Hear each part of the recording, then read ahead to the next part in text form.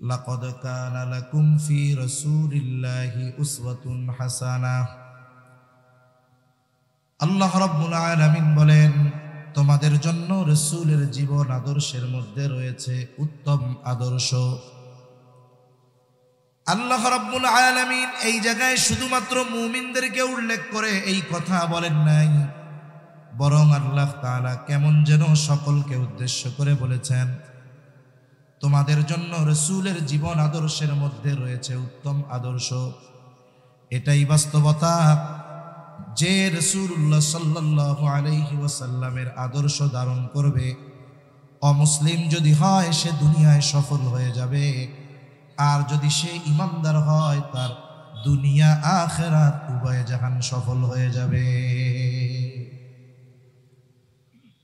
কোন কারণে আমার আপনার নবী সকলের জন্য আদর্শ, গোটা বিশ্ব জগতের জন্য আমার আপনার নবীজি অনুসরণীয়, অনুকরণীয়?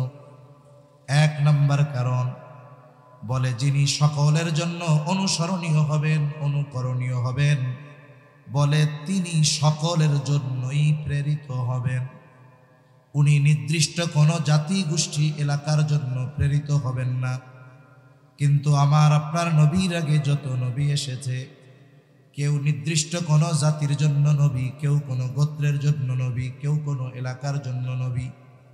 কোরআনুল কারীমের মধ্যে আল্লাহ তাআলা 25 জন নবী রাসূলের কথা উল্লেখ করেছেন, লক্ষাধিক পয়গম্বর, এর মধ্যে থেকে 25 জনের কথা আল্লাহ তাআলা উল্লেখ করেছেন। কয়েকজনের ব্যাপারে তো এটাও জানা যায় তারা কোন জায়গার জন্য নবী ছিলেন। যেমন আল্লাহ তাআলা কোরআনুল কারীমের মধ্যে বলেন, ওয়া ইলা মাদিয়ানা আখাহুম শুআইবা। আল্লাহ তাআলা বলেন, মাদিয়ানবাসীর জন্য তিনি তাদের ভাই শুআইব আলাইহিস সালামকে প্রেরণ করেছেন। ওয়া ইলা সামুদা আখাহুম সালিহা। আল্লাহ রাব্বুল আলামিন বলেন, আল্লাহ তাআলা সালেহ আলাইহিস সালামকে সামুদ গোত্রের জন্য নবী হিসাবে প্রেরণ করেছেন। ওয়া ইলা আদিন আখাহুম হুদা।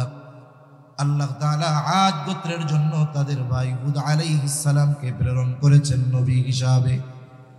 কত বড় জলিলুল কদর পয়গম্বর মুসা আলাইহিস সালাম।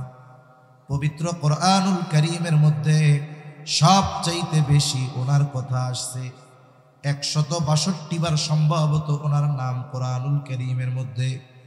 কত বড় জলিলুল কদর নবী, সরাসরি তিনি তুর পর্বতে আল্লাহ তাআলার সাথে কথা বলতেন। আল্লাহ তাআলা বলেন, ওয়া কাল্লামাল্লাহু মূসা তাকলিমা। আল্লাহ রাব্বুল আলামিনের সাথে সরাসরি কথা বলতেন মুসা আলাইহিস সালাতু ওয়াস সালাম। উনি বনি ইসরাইলদের জন্য নবী, শুধু তাই না, যারা ইহুদি এরা দাবি করে তিনি শুধু আমাদের নবী, আর কারো নয়। মুসা আলাইহিস সালামের পরে ঈসা আলাইহিস সালাম, কত বড় জলিলুল কদর পয়গম্বর। আল্লাহ তাআলা তার উপরে কিতাবও নাজিল করেছেন, ইনজিল। শুধু তাই না, আল্লাহ তাআলার কুদরতের বহির্প্রকাশ হয়েছে মুসা আলাইহিস সালামের দ্বারা। আল্লাহ তাআলা এই দুনিয়াতে তাকে পিতাবিহীন সৃষ্টি করেছেন। শুধু তাই না, হযরত ঈসা আলাইহিস সালাতু ওয়াস সালাম দুগ্ধপোষ্য শিশু, দোলনার শিশু, তিনি মানুষের সাথে কথা পর্যন্ত বলেছে। দুধের শিশু মানুষের সাথে কথা বলেছে। কত বড় পয়গম্বর ইব্রাহিম আলাইহিস সালাম। আল্লাহ তাআলা বলেন, মিল্লাতা আবিকুম ইব্রাহিম হুয়া সাম্মাকুমুল মুসলিমিন। বলে তিনি মুসলমানদের পিতা, শুধু তাই না, তিনি আমাদের নাম রেখেছেন মুসলমান। ইব্রাহিম আলাইহিস সালাম খলিলুল্লাহ, তিনি সকল মুসলমানের পিতা ঠিক, কিন্তু সকল মুসলমানের নবী নয়। আদম আলাইহিস সালাতু ওয়াস সালাম সকল মানবের পিতা, কিন্তু সকল মানবের নবী নয়। তার মানে আমার আপনার নবীর আগে যত নবী দুনিয়ায় এসেছে, কেউ ভাষা ভিত্তিক নবী, কেউ গোত্র ভিত্তিক নবী, কেউ এলাকা ভিত্তিক নবী, কিন্তু আমার আপনার নবী কেমন নবী? আল্লাহ তাআলা বলেন, হাবিব আপনি বলে দেন, কুল ইয়া আইয়ুহান নাসু ইন্নী রাসূলুল্লাহি ইলাইকুম জামিআ। আল্লাহ রাব্বুল আলামিন বলেন, আপনি বলেন, হে মানব সম্প্রদায়, ইন্নী রাসূলুল্লাহি ইলাইকুম জামিআ। এখানে দেখুন, ইয়া আইয়ুহান নাস, আল্লাহ তাআলা বলেন, আপনি বলেন, হে মানব সম্প্রদায়। এখানে আলাদাভাবে বলা হয় নাই হে আরবের বাসিন্দারা, হে অনারবের বাসিন্দারা, ও ইমানদারেরা, ও মক্কাবাসীরা।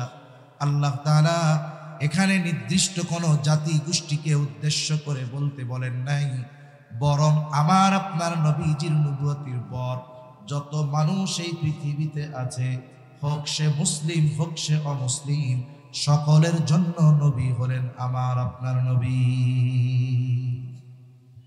এখানে সবাইকে উদ্দেশ্য করে আল্লাহ তাআলা বলতে বলেছেন, হে মানব সম্প্রদায়, আমি তোমাদের প্রতি আল্লাহর পক্ষ থেকে প্রেরিত, তোমাদের সকলের জন্য আল্লাহ তাআলা আমাকে রাসূল হিসাবে প্রেরণ করেছেন। তাহলে বলেন তো, আমার আপনার নবী শুধু আরবের নবী নাকি সকলের নবী? জোরে বলেন। সবার নবী, সবার নবী, গোটা সৃষ্টি জগতের সকলের জন্য নবী হলেন আমার আপনার নবী। আমার আপনার নবীর আগে প্রত্যেকটা নবীর নবুয়তির একটা পরিব্যাপ্তি ছিল, এরিয়া ছিল, কিন্তু আমার আপনার নবীজির নবুয়তির পরিব্যাপ্তি কত দূর! পবিত্র কোরআনুল কারীমের সর্বাধিক পঠিত সূরার নাম হলো সূরা ফাতিহা। সূরা ফাতিহার শুরুতেই আমরা পড়ি, আলহামদুলিল্লাহি রাব্বিল আলামিন। সকল প্রশংসা কার জন্য? জবান খুলে বলেন, আরো জোরে বলেন, কার জন্য? বলে আল্লাহকে। তিনি হলেন জগৎ সমূহের রব, জগৎ সমূহের প্রতিপালক। দেখুন, আধুনিক বিশ্বে যখন মহাকাশ নিয়ে যারা গবেষণা করে, এরা যখন আমাদেরকে নতুন নতুন কোন গ্রহের খবর দেয়, কোন জগতের খবর দেয়, আমরা অবাক হয়ে যাই। গোটা পৃথিবীর প্রিন্ট মিডিয়াগুলো, ইলেকট্রনিক্স মিডিয়াগুলো ব্যাপক আকারে প্রচার করে যে নতুন আরেকটা জগৎ আবিষ্কার করেছে নাসা।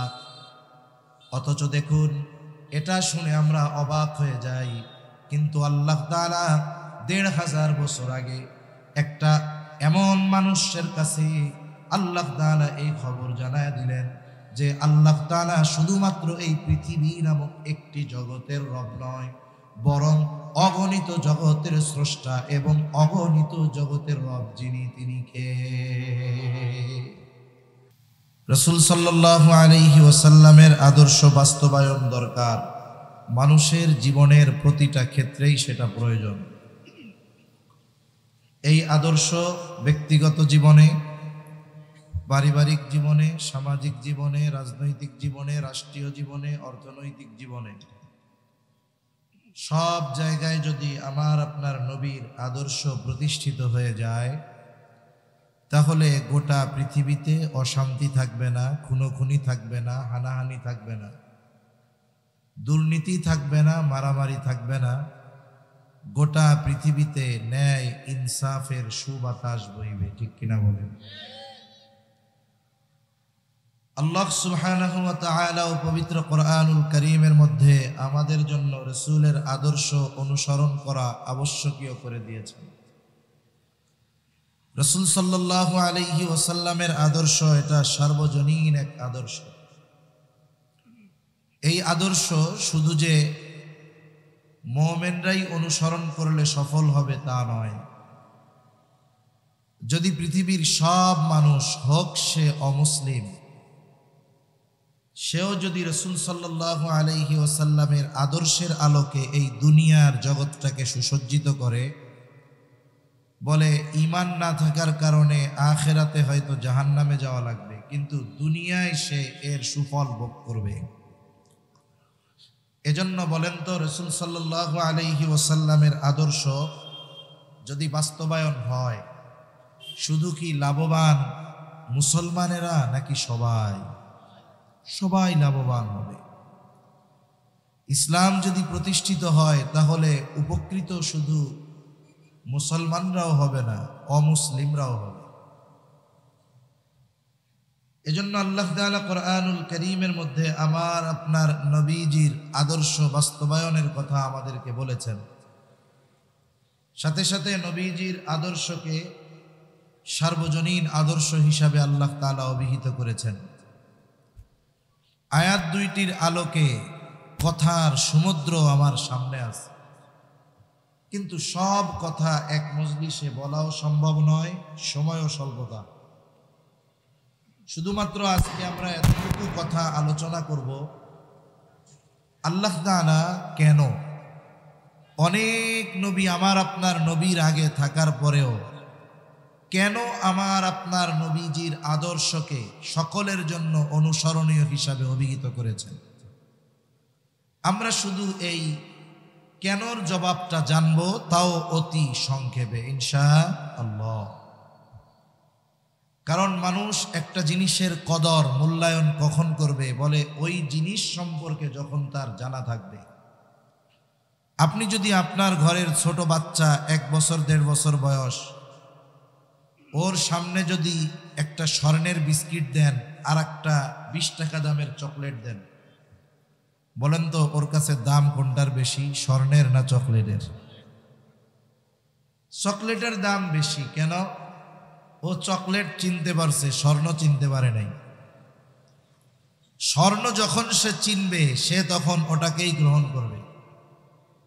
এজন্য রাসূল আকরাম সাল্লাল্লাহু আলাইহি ওয়াসাল্লামের আদর্শের কত দাম, ওনার ব্যক্তিত্ব কত সুমহান, এটা যদি আমরা অনুধাবন করতে পারি তাহলে ওনার অনুসরণ করা হাজারো বাধা বিপত্তির মাঝেও আমাদের জন্য ইনশাআল্লাহ সহজ হয়ে যাবে। ঠিক কিনা বলেন? দেখুন, অনেকে নবীর সুন্নাত দ্বীনি পরিবেশে থাকার পরেও সুন্নাতের উপরে চলতে পারে না। আছে না এরকম, যে তার নবীর আদর্শ মানায়ের ক্ষেত্রে কোনো বাধা নাই। নবীর সুন্নাত দাড়ি যদি রাখে কেউ তাকে বকাঝকা করবে না। নবীর সুন্নাত লম্বা জামা যদি গায়ে দেয় তাকে কেউ বাধা দিবে না। এই রকম পরিবেশের মধ্যে থেকেও অনেকে নিজেকে নবীর সুন্নাতের আলোকে সাজাতে পারে না। আবার দেখেন, ইউরোপ আমেরিকার অনেক জায়গায় এমন আছে, বাংলাদেশের অনেক ভার্সিটির মধ্যে ছিল, এখনো আছে, দিন মেনে চলা কঠিন। কিন্তু দেখা যায় ওই জায়গায়, ওই পরিবেশের মধ্যেও অনেক যুবক তরুণ নিজেদেরকে পরিপূর্ণ সুন্নাতের আলোকে সুসজ্জিত করেছে। কেন? বলে যে নবীকে চিনতে পেরেছে সে নবীর আদর্শ বাস্তবায়নে জীবন দিতেও পিছপা হয় নাই। ঠিক কিনা বলে?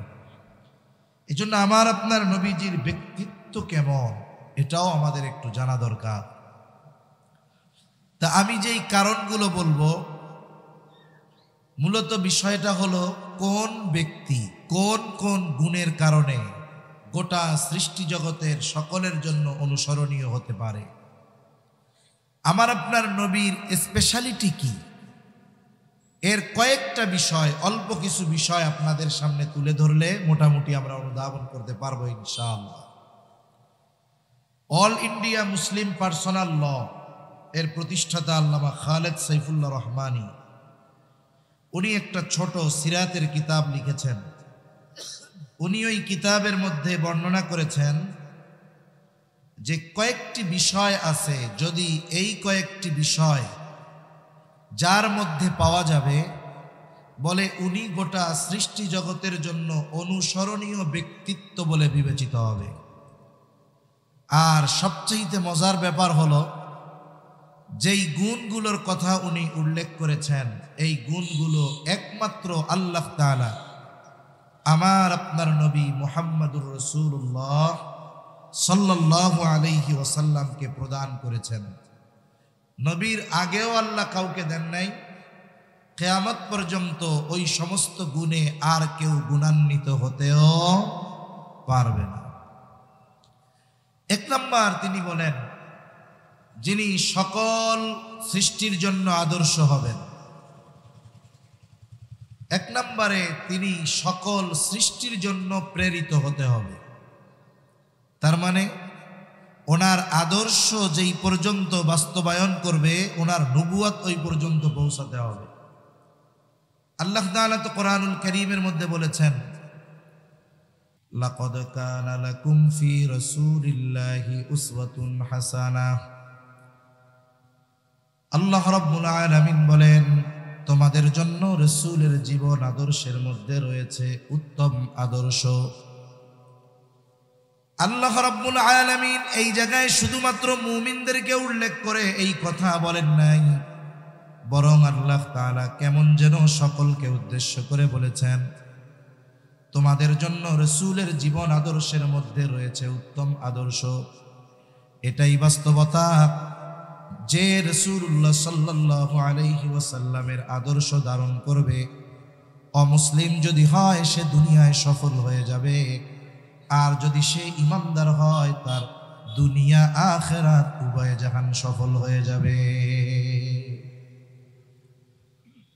কোন কারণে আমার আপনার নবী সকলের জন্য আদর্শ, গোটা বিশ্ব জগতের জন্য আমার আপনার নবীজি অনুসরণীয়, অনুকরণীয়? এক নম্বর কারণ বলে, যিনি সকলের জন্য অনুসরণীয় হবেন, অনুকরণীয় হবেন, বলে তিনি সকলের জন্যই প্রেরিত হবেন। উনি নির্দিষ্ট কোনো জাতি, গোষ্ঠী, এলাকার জন্য প্রেরিত হবেন না। কিন্তু আমার আপনার নবীর আগে যত নবী এসেছে, কেউ নির্দিষ্ট কোনো জাতির জন্য নবী, কেউ কোনো গোত্রের জন্য নবী, কেউ কোনো এলাকার জন্য নবী।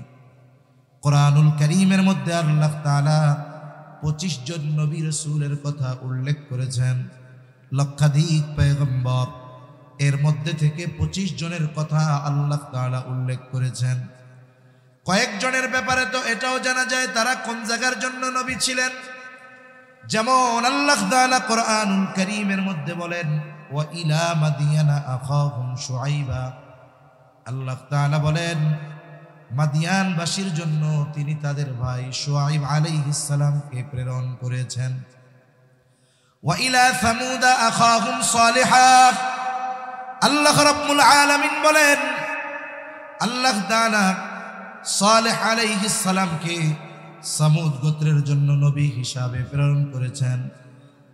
ওয়া ইলা আদিন আখাহুম হুদা। আল্লাহ তাআলা আদ গোত্রের জন্য তাদের ভাই হুদ আলাইহিস সালামকে প্রেরণ করেছেন নবী হিসাবে। কত বড় জলিলুল কদর পয়গম্বর মুসা আলাইহিস সালাম! পবিত্র কোরআনুল কারীমের মধ্যে সবচাইতে বেশি ওনার কথা আসছে, 162 বার সম্ভবত ওনার নাম কোরআনুল কারীমের মধ্যে। কত বড় জলিলুল কদর নবী! সরাসরি তিনি তুর পর্বতে আল্লাহ তাআলার সাথে কথা বলতেন। আল্লাহ তাআলা বলেন, ওয়া কাল্লামাল্লাহু মূসা তাকলিমা। আল্লাহ রাব্বুল আলামিনের সাথে সরাসরি কথা বলতেন মুসা আলাইহিস সালাতু ওয়াস সালাম। উনি বনি ইসরাইলদের জন্য নবী। শুধু তাই না, যারা ইহুদি এরা দাবি করে তিনি শুধু আমাদের নবী, আর কারো নয়। মুসা আলাইহিস সালামের পরে ঈসা আলাইহিস সালাম, কত বড় জলিলুল কদর পয়গম্বর! আল্লাহ তাআলা তার উপরে কিতাবও নাজিল করেছেন, ইনজিল। শুধু তাই না, আল্লাহ তাআলার কুদরতের বহির্প্রকাশ হয়েছে মুসা আলাইহিস সালামের দ্বারা।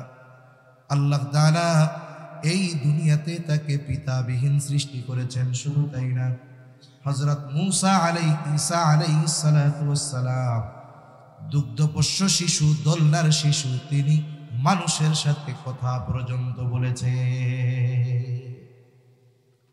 দুধের শিশু মানুষের সাথে কথা বলেছে। কত বড় পয়গম্বর ইব্রাহিম আলাইহিস সালাম! আল্লাহ তাআলা বলেন, মিল্লাতা আবিকুম ইব্রাহিম হুয়া সাম্মাকুমুল মুসলিমিন। বলে তিনি মুসলমানদের পিতা। শুধু তাই না, তিনি আমাদের নাম রেখেছেন মুসলমান। ইব্রাহিম আলাইহিস সালাম খলিলুল্লাহ, তিনি সকল মুসলমানের পিতা ঠিক, কিন্তু সকল মুসলমানের নবী নয়। আদম আলাইহিস সালাতু ওয়াস সালাম সকল মানবের পিতা, কিন্তু সকল মানবের নবী নয়। তার মানে আমার আপনার নবীর আগে যত নবী দুনিয়ায় এসেছে, কেউ ভাষা ভিত্তিক নবী, কেউ গোত্র ভিত্তিক নবী, কেউ এলাকা ভিত্তিক নবী, কিন্তু আমার আপনার নবী কেমন নবী?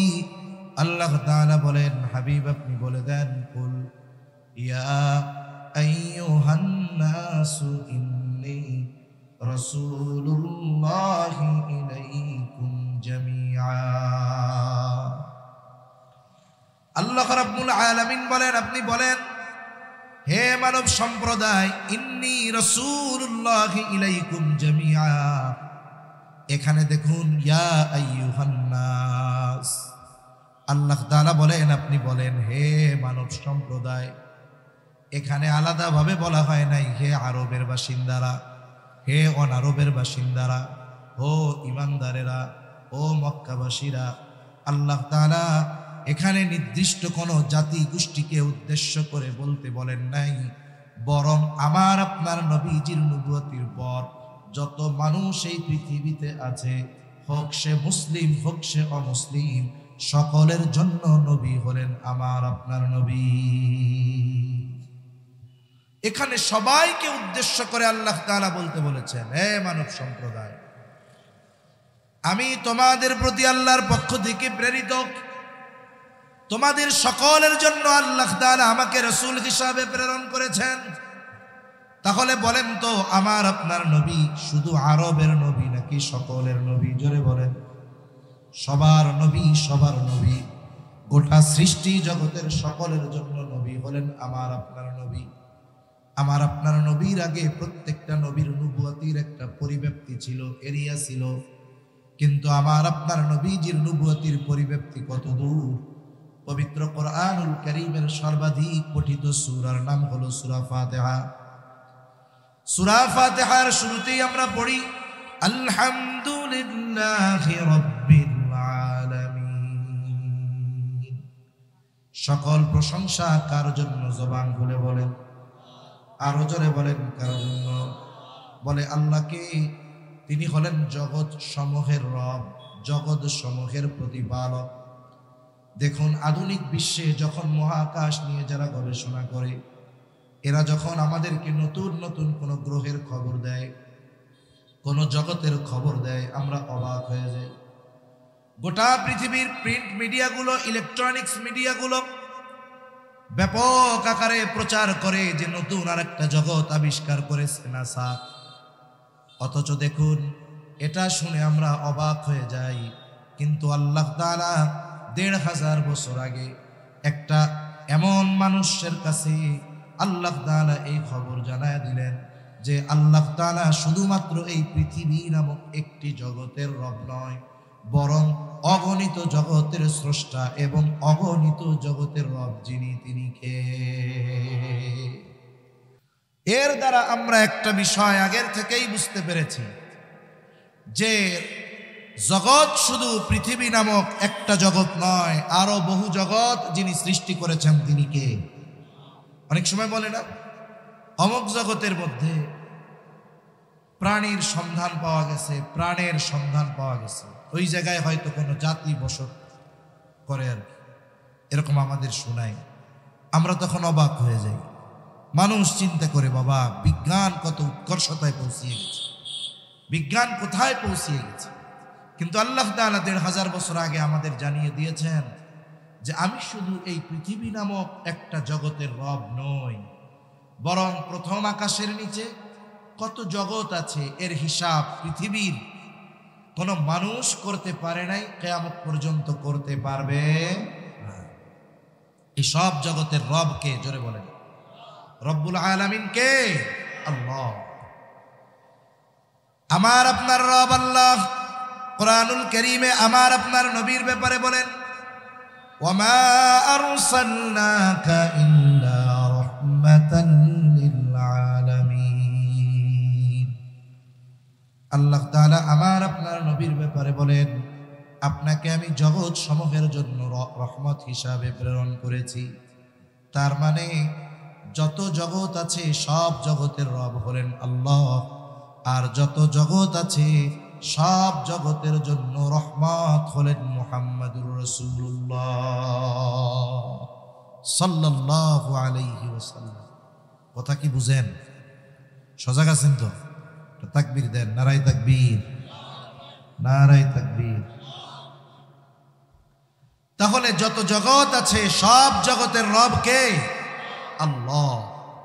আর সব জগতের রহমত কে? মুহাম্মাদুর রাসূলুল্লাহ সাল্লাল্লাহু আলাইহি ওয়াসাল্লাম।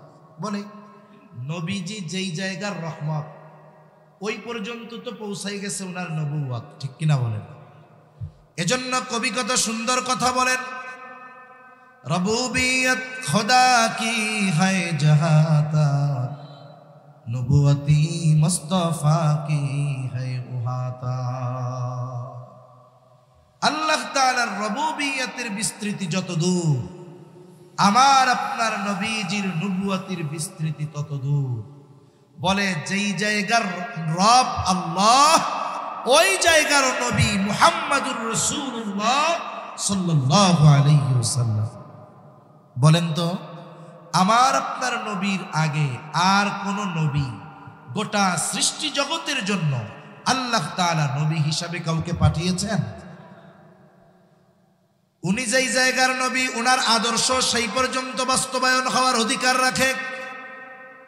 এজন্য আমার আপনার নবী যেমন গোটা সৃষ্টি জগতের জন্য নবী, বলে আমার আপনার নবীর আদর্শ অনুরূপভাবে গোটা সৃষ্টি জগতের সকলের জন্য অনুসরণীয়। তাহলে 2 নম্বর বিষয়টা কি? বলে তার মধ্যে কি গুণ থাকতে হবে? 1 নম্বর, যিনি গোটা সৃষ্টি জগতের জন্য অনুসরণীয় হবেন, তিনি গোটা সৃষ্টি জগতের জন্য প্রেরিত হবেন। এই গুণ আমার আপনার নবীর মধ্যে আছে, ঠিক কিনা বলেন? 2 নম্বর, বলে তার জীবনটা হবে বহুমুখী এক জীবন, একমুখী না। এমন জীবন নয় যেই জীবনে শুধু কষ্ট আর কষ্ট কিন্তু শান্তি নাই, এমন না। আবার এমন জীবন নয় যেই জীবনে শুধু আরাম আর আরাম, কষ্ট ক্লেশ কোনো কিছু নেই। বরং তার জীবনটা এমন বহুমুখী এক জীবন হবে, বলে মানব জীবনের সকল সমস্যার সমাধান তার জীবনীর মধ্যে খুঁজলেই পাওয়া যাবে। বলেন তো মানব জীবনে এমন কোন সমস্যা কি আছে যেই সমস্যার সমাধান আমার আপনার নবীজির জীবনী থেকে পাওয়া যাবে না? এমন কোন সমস্যা মানব জীবনে আছে? নাই। বরং আমার আপনার নবীর জীবন বহুমুখী। এই বিশাল কথা এখানে রয়ে গেছে, কিন্তু স্বল্পতে যদি আমরা একটু খেয়াল করি তাহলে আমাদের বোঝা সহজ হবে। মনে করেন আল্লাহর রাসূল সাল্লাল্লাহু আলাইহি ওয়াসাল্লাম সর্বদিক দিয়ে সফল একজন ব্যক্তি ছিলেন, সর্বোচ্চ আদর্শের অধিকারী ছিলেন। মনে করেন একজন চিন্তা করছে সে বিবাহ করবে, বিবাহ করলে সে তো একজনের স্বামী হবে। তার চিন্তা যে আমি একজন আদর্শ স্বামী হব। বলেন তো আমার আপনার নবী আদর্শ স্বামী ছিলেন কি ছিলেন না? আয়েশা সিদ্দিকা রাদিয়াল্লাহু তাআলা আনহা বলেন রাসূল আকরাম সাল্লাল্লাহু আলাইহি ওয়াসাল্লাম কোনদিন কোনো কারণে তার গোলাম যারা ছিল, খাদেম যারা ছিল এবং তার সহধর্মিণী যারা ছিল, কোনদিন নবীজি সাল্লাল্লাহু আলাইহি ওয়াসাল্লাম তাদের গায়ে হাত তুলেননি। নবীজি কোনদিন তার স্ত্রীদের গায়ে হাত তুলেননি। এমন একজন নবী, তিনি আদর্শ স্বামী ছিলেন। এখন একজন চিন্তা করতেছে আমিও আদর্শ স্বামী হতে চাই, কিন্তু তার চিন্তা হলো আমি আদর্শ স্বামী হওয়ার গুণ মুহাম্মাদুর রাসূলুল্লাহ সাল্লাল্লাহু আলাইহি ওয়াসাল্লাম থেকে না নিয়ে ঈসা আলাইহিস সালাম থেকে আমি এই গুণটা গ্রহণ করব। এখন যদি কোনো ব্যক্তি এই চিন্তা করে আদর্শ স্বামী হওয়ার জন্য ঈসা আলাইহিস সালামের অনুসরণ করবে, আমি বলবো আপনি খুঁজেও পাবেন না এটা। কেন? বলে আল্লাহ তাআলা ঈসা আলাইহিস সালামকে জমিন থেকে আসমানে উঠিয়ে নিয়ে যাওয়ার আগ পর্যন্ত যতদিন উনি দুনিয়ায় ছিলেন উনি বিবাহই করেননি। এখন যে বিবাহ করে নাই তার থেকে আপনি কেমনে আদর্শ স্বামীর গুণ গ্রহণ করবেন? এটা কি সম্ভব? সম্ভব না, কারণ উনি বিবাহই করেন, উনি কারো স্বামীই হন না। তাইলে ওনার থেকে আপনি আদর্শ স্বামী কেমনে হবে? এখন আরেকজন যদি চিন্তা করে যে আমি তো রাষ্ট্র পরিচালনার দায়িত্ব পেয়েছি, আমি রাষ্ট্রনায়ক, আমি একজন আদর্শ রাষ্ট্রনায়ক হব, এই ক্ষেত্রে কাকে অনুসরণ করা যায়? উনি চিন্তা করলেন কুরআনুল কারীমের মধ্যে সবচাইতে বেশি মূসা আলাইহিস সালামের কথা এসেছে। আমি আদর্শ রাষ্ট্রনায়ক হওয়ার জন্য মূসা আলাইহিস সালামের অনুসরণ করব, তার থেকে আদর্শ আমি গ্রহণ করব। আমি বলি আপনি কিয়ামত পর্যন্ত পাবেন না। কেন? বলে মূসা আলাইহিস সালাতু ওয়াস সালামকে আল্লাহ তাআলা রাষ্ট্র পরিচালনার দায়িত্ব দেন নাই। যিনি রাষ্ট্র পরিচালনা করেন নাই তার থেকে আপনি কেমনে এটা গ্রহণ করবেন? কিন্তু বলেন তো, আমার আপনার নবী রাষ্ট্র পরিচালনার দায়িত্ব পালন করেছেন কি করেন না? কেউ যদি মনে করে যে আমার আপনার নবী শুধু মসজিদে নববীর ইমামতি করেছেন, এটা তার নিতান্তই ভুল ধারণা।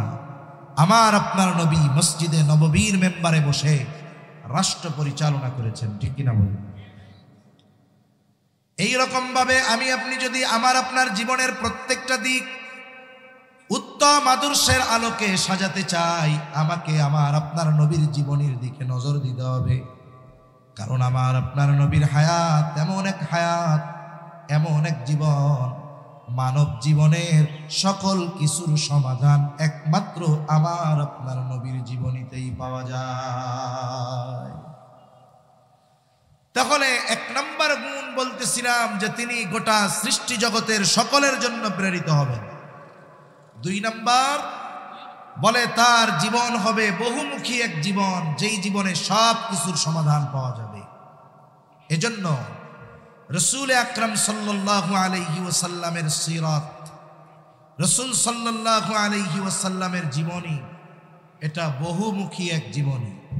কেউ যদি চায় যে আমি একজন আদর্শ যুবক হব, বলেন তো নবীজির জীবন আদর্শ থেকে আদর্শ যুবক হওয়ার পদ্ধতি পাওয়া যাবে কি যাবে না? কেউ যদি চায় আমি আদর্শ একজন বিচারক হব, বলেন তো নবীজির জীবন থেকে আদর্শ বিচারকের গুণাবলী পাওয়া যাবে কি যাবে না?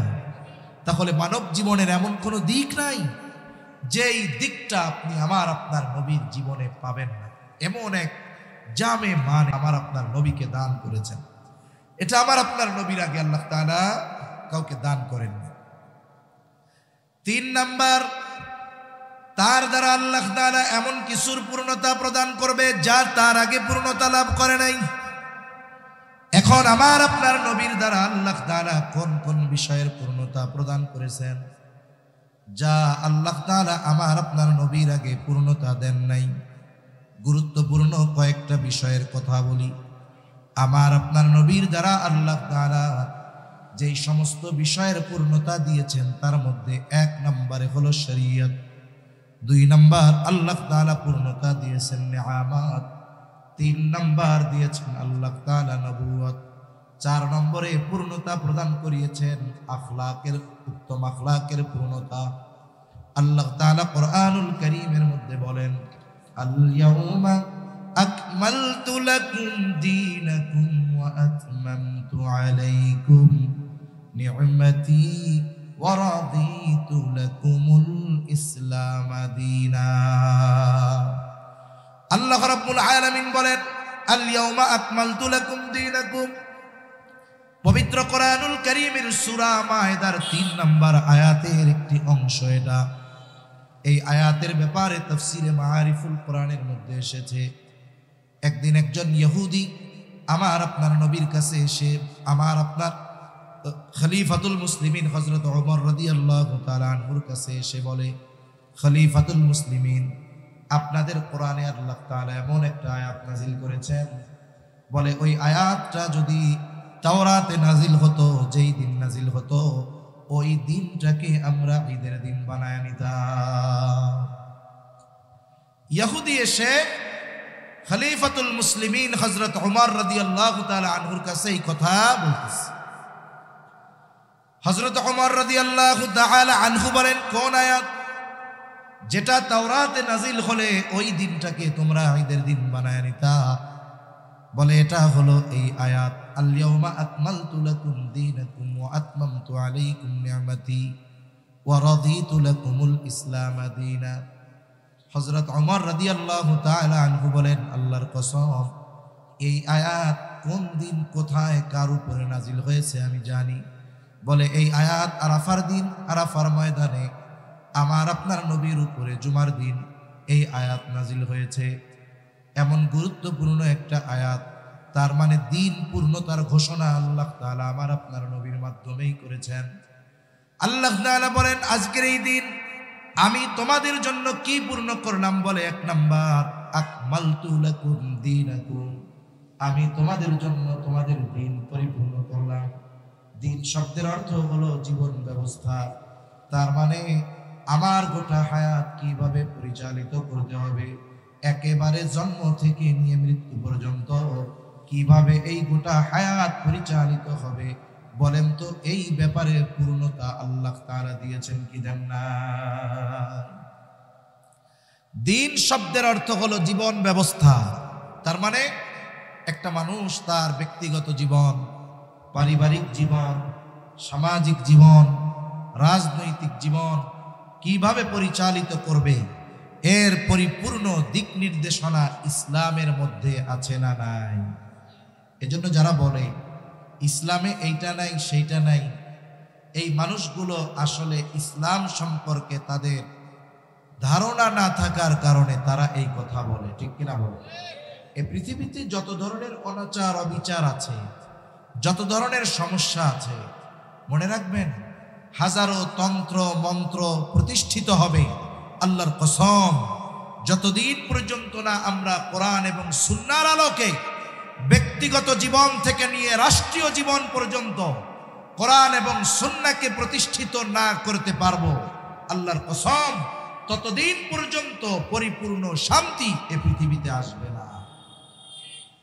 মানব রচিত যত নীতিমালা আছে, তন্ত্রমন্ত্র আছে, এগুলো সাময়িক সময়ের জন্য হয়তো আমাদেরকে দেখাবে কল্যাণকর, কিন্তু এগুলো দীর্ঘস্থায়ী চিরস্থায়ী শান্তির কোনো ব্যবস্থা করতে পারবে না যতক্ষণ না আমরা আমাদের গোটা হায়াতকে কোরআন সুন্নাহর আলোকে সুসজ্জিত করব, ঠিক কিনা বলে?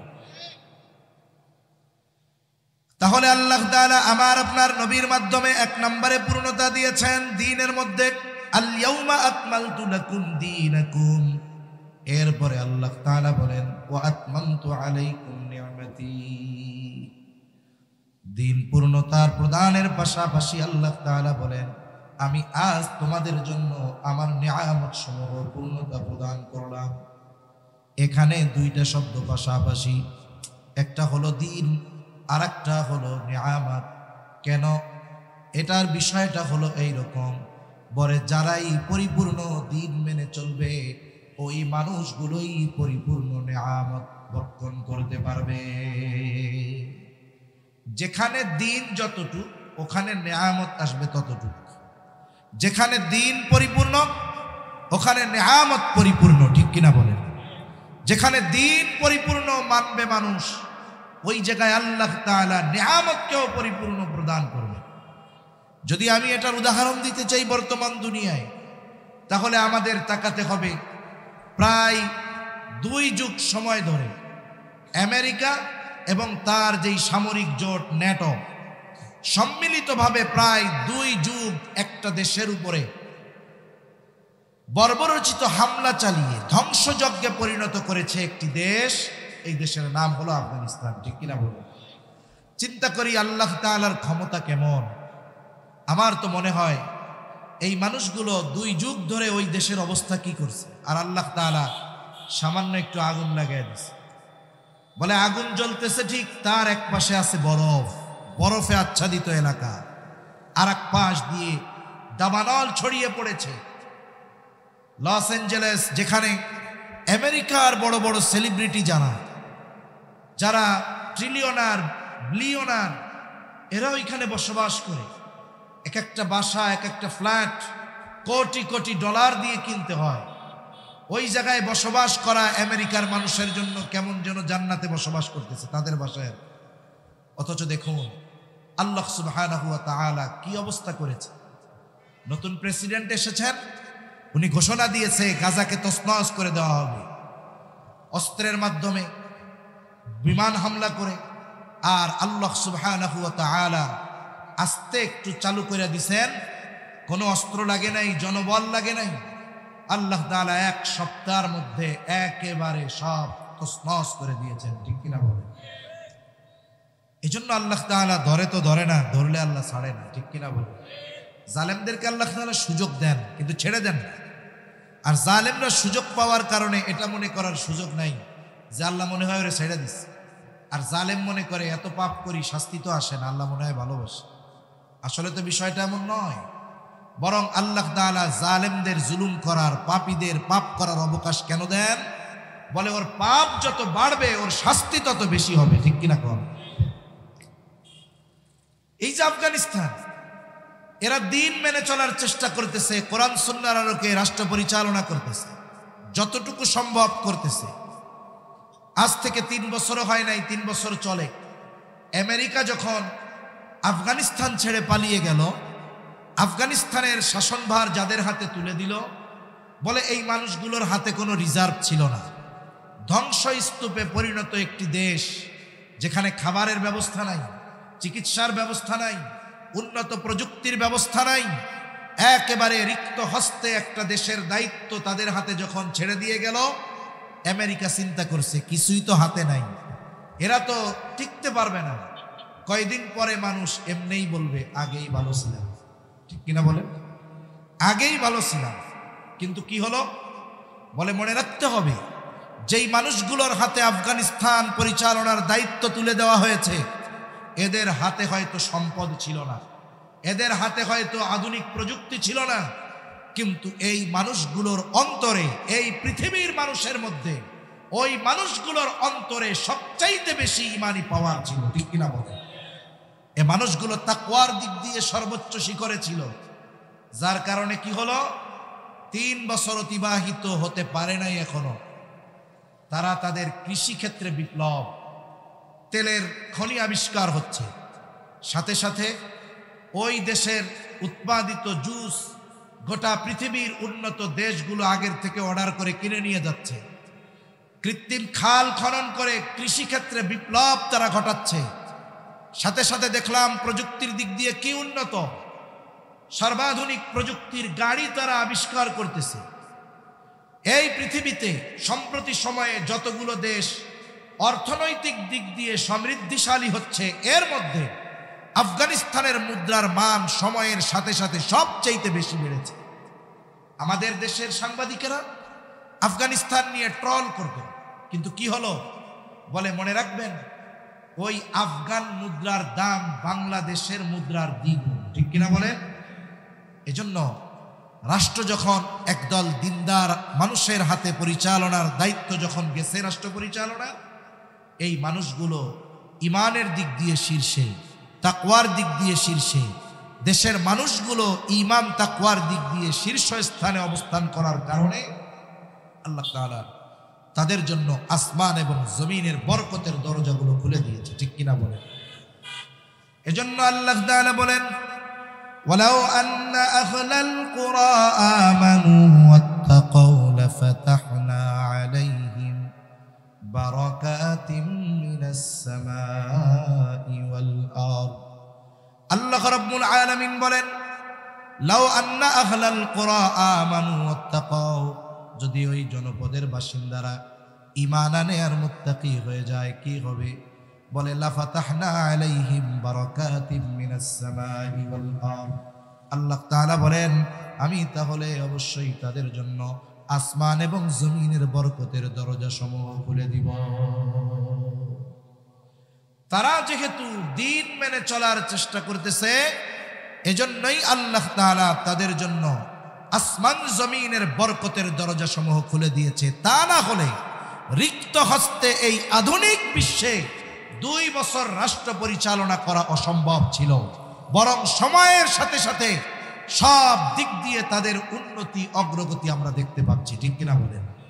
এই পৃথিবীর মুসলমান যারা, তাদের যদি ন্যূনতম বোধ জ্ঞান আকল থাকতো, এই দৃশ্য দেখে তারা শিক্ষা নিত, যেখানে আমেরিকা সহ পৃথিবীর সর্বাধুনিক সমরাস্ত্রে সুসজ্জিত সেনাবাহিনী প্রায় 2 যুগ ধরে হামলা চালিয়েও এই পৃথিবী থেকে তাদেরকে নিশ্চিহ্ন করতে পারে নাই, বরং 2-3 বছরের মাথায় একদল ইমামদার রাষ্ট্র পরিচালনার দায়িত্ব নেওয়ার কারণে এই পৃথিবীর মধ্যে উন্নতি অগ্রগতি সব দিক দিয়ে তারা মাথা উঁচু করে দাঁড়িয়ে যাচ্ছে।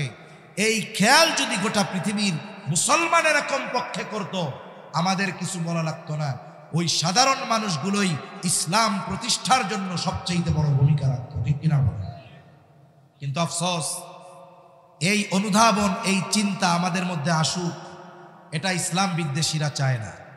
আমি শুধু কাফেরদের কথা বলবো না, মনে রাখবেন এই সমাজে অনেক মানুষ আছে, সে লা ইলাহা ইল্লাল্লাহ বলে, মসজিদে নামাজ পড়ে, রোজা রাখে, তাহাজ্জুদ পড়ে, কিন্তু চায় না যে ইসলাম রাষ্ট্রীয়ভাবে প্রতিষ্ঠা হোক। এরকম মানুষ সমাজে আছে না? নাই, অভাব নাই এই ধরনের মানুষ। তাহলে আল্লাহ তাআলা আমার আপনার নবীর মাধ্যমে শরীয়তের পূর্ণতা প্রদান করেছেন, নিয়ামতের পূর্ণতা প্রদান করেছেন। 3 নাম্বার, আল্লাহ তাআলা আমার আপনার নবীর দ্বারা নবুয়তের পূর্ণতা প্রদান করেছেন। আল্লাহ তাআলা বলেন, মা কানা মুহাম্মাদুন আবা আহাদিন মির রিজালিকুম ওয়ালাকিন রাসূলুল্লাহি ওয়া খাতামান নবিয়্যিন। আল্লাহ তাআলা বলেন, মুহাম্মদ সাল্লাল্লাহু আলাইহি ওয়াসাল্লাম কোন পুরুষের পিতা নন, ওয়ালাকিন রাসূলুল্লাহ, তিনি হলেন আল্লাহর রাসূল, ওয়া খাতামান নবিয়্যিন, তিনি হলেন শেষ নবী। আমার আপনার নবী শেষ নবী, এই ঘোষণা কার? জোরে বলেন। আমার আপনার নবীও বলেন, আনা খাতামুন নবিয়্যিন লা নাবিয়্যা বাদি, আমি শেষ নবী, আমার পরে আর কোনো নবী নাই, আমি শেষ নবী। এখন আমাদের দেশে এক দল আছে, গোটা পৃথিবীতে ছড়িয়ে ছিটিয়ে আছে, তারা বলতে চায় আমার আপনার নবীর পরেও নাকি নবী আছে। মনে রাখতে হবে, মুসলমানদের মধ্যে অনেক ইখতিলাফ আছে, মতানৈক্য আছে, কিন্তু আমার আপনার নবী যে শেষ নবী, এই ব্যাপারে ইমানদারদের মধ্যে কোনো মতানৈক্য নাই।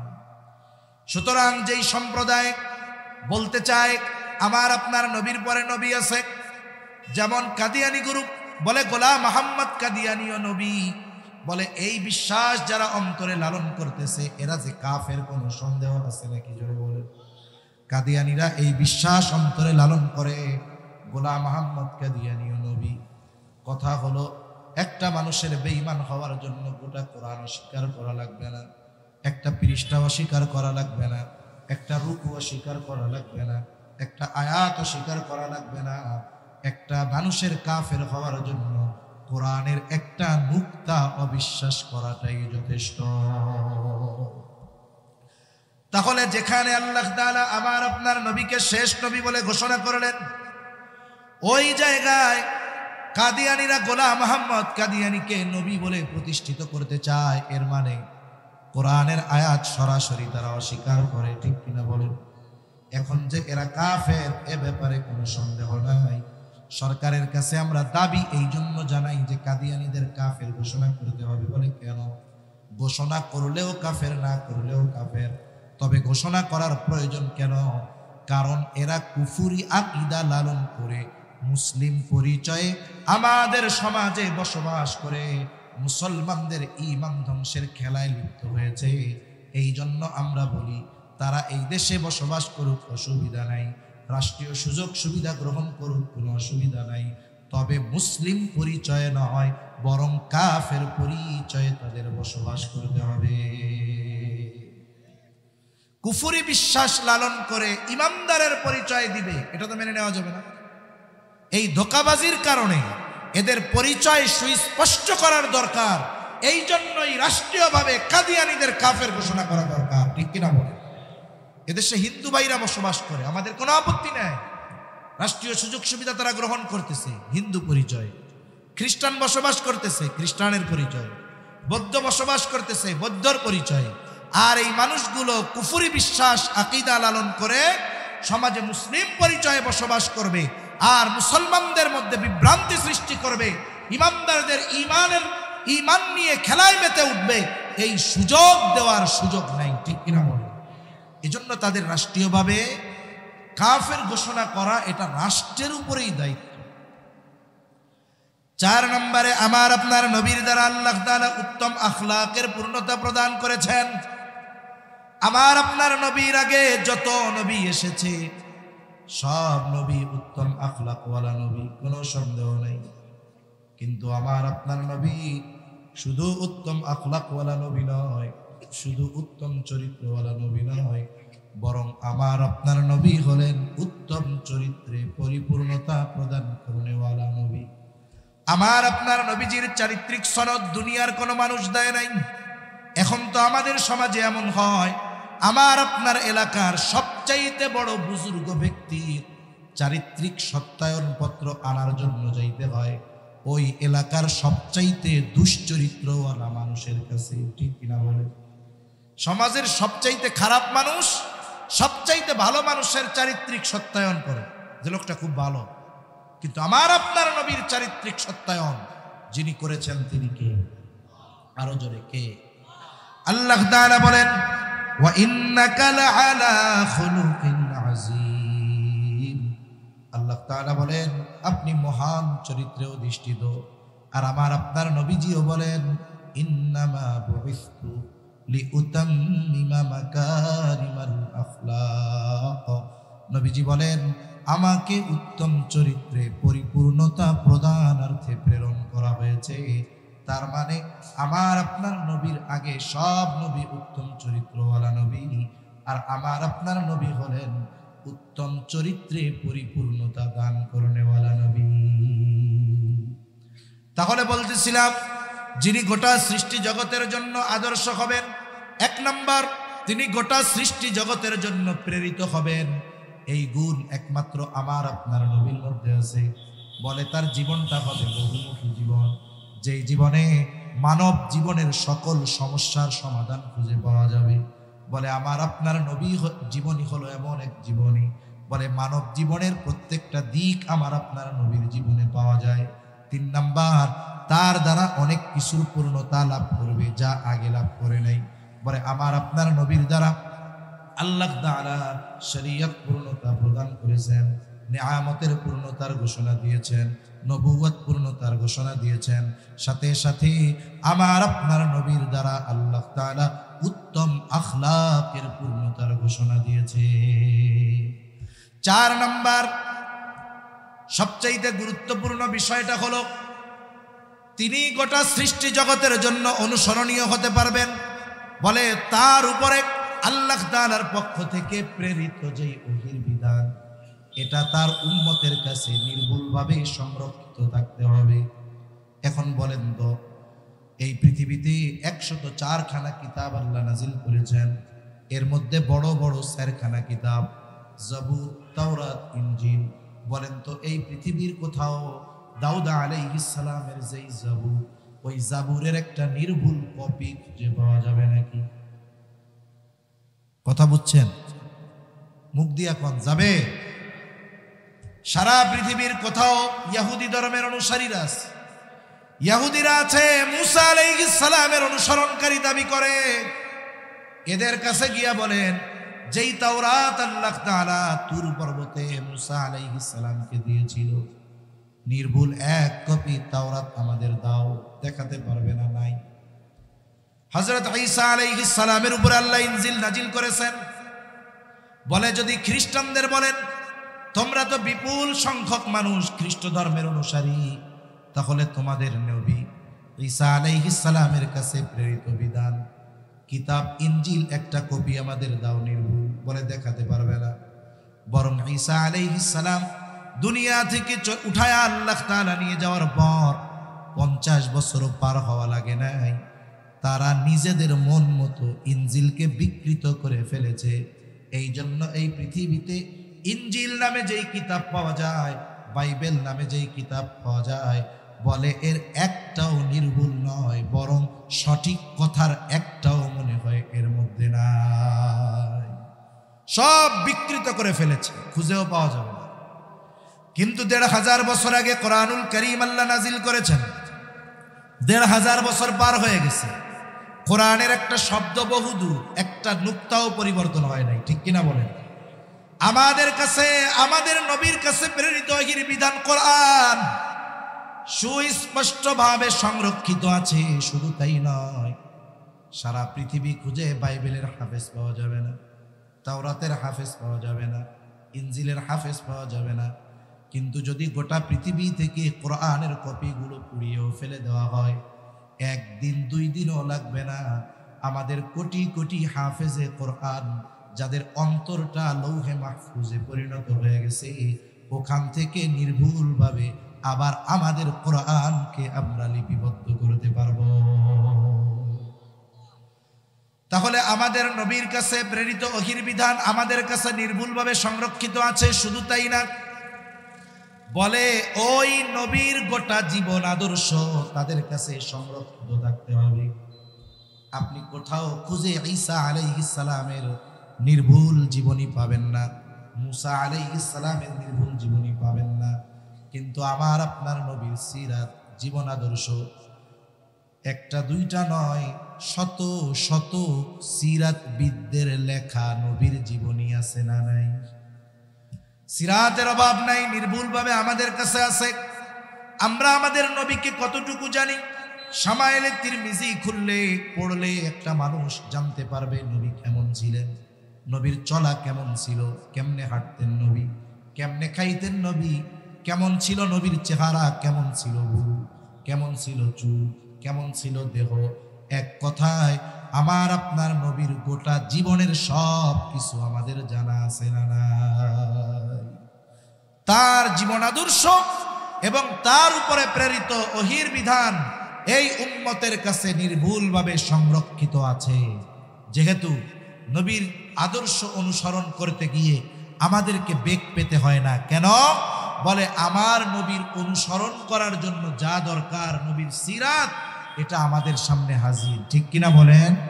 এজন্যই তো আমার আপনার নবী হলেন আল্লাহ তাআলার পক্ষ থেকে এই ঘোষণা আমার আপনার নবীর ব্যাপারে, লাকাদ কানা লাকুম ফি রাসূলিল্লাহি উসওয়াতুন হাসানাহ। এজন্য আল্লাহ তাআলা বলেন যে তোমাদের জন্য রাসূলের জীবন আদর্শের মধ্যেই রয়েছে উত্তম আদর্শ। আমরা যদি রাসূলের জীবন আদর্শকে নিজেদের জীবনের সাথে ধারণ করি, তাহলে আমরা দুনিয়া আখিরাত উভয় জাহানে সফল হয়ে যাব ইনশাআল্লাহ। আল্লাহ সুবহানাহু ওয়া তাআলা আমাদের সকলকে রাসূলের সিরাত